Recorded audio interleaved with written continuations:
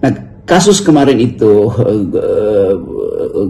Gus Miftah itu juga petunjuk pertama bahwa kita gagal menghasilkan masyarakat yang argumentatif, yang ada masyarakat yang arogansi itu. Jadi sumber-sumber utama dari demokrasi yaitu argumentative society juga harus jadi sumber etik utama bagi mereka yang ada di dalam wilayah-wilayah elite, wilayah-wilayah di mana orang menganggap itu sumber moralnya datang dari seorang yang punya jabatan tinggi, sumber pengetahuan datang dari seorang yang punya gelar tinggi. Tapi itu semuanya adalah ekspektasi publik.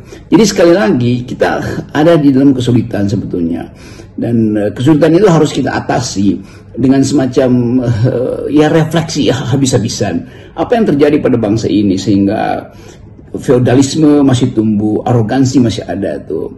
Nah, persahabatan antar warga negara tidak tumbuh kalau tidak ada suasana argumentatif. Jadi saya kira tetap kita harus bedakan antara kemarahan kita pada kekuasaan dan bahasa yang mesti kita pakai harus betul-betul kejam pada kekuasaan.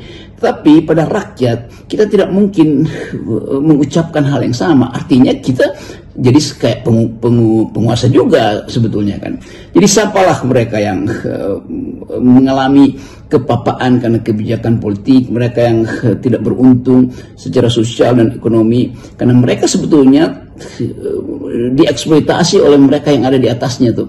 Jadi jangan mereka dieksploitasi dua kali, secara politik dieksploitasi, secara ekonomi dieksploitasi, secara naratif dieksploitasi juga tuh. Itu saya kira hal yang mesti kita lakukan radical break, supaya ada keinginan untuk memuliakan sesama warga negara tuh. Yang tidak boleh kita muliakan adalah penguasa.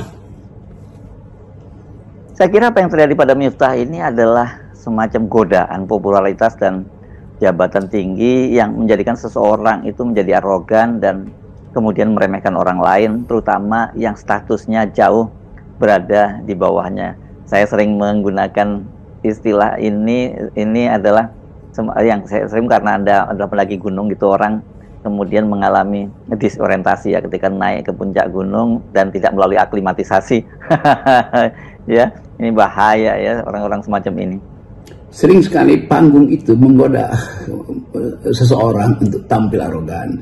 Padahal panggung dimaksudkan untuk menguji kemampuan seseorang menahan gairah untuk tampil, menahan gairah untuk mengaktifkan arogansi, kan itu intinya. Jadi di atas panggung selalu ada arogansi tersembunyi yang menunggu momentum, dan itu kemampuan kita untuk menahan diri.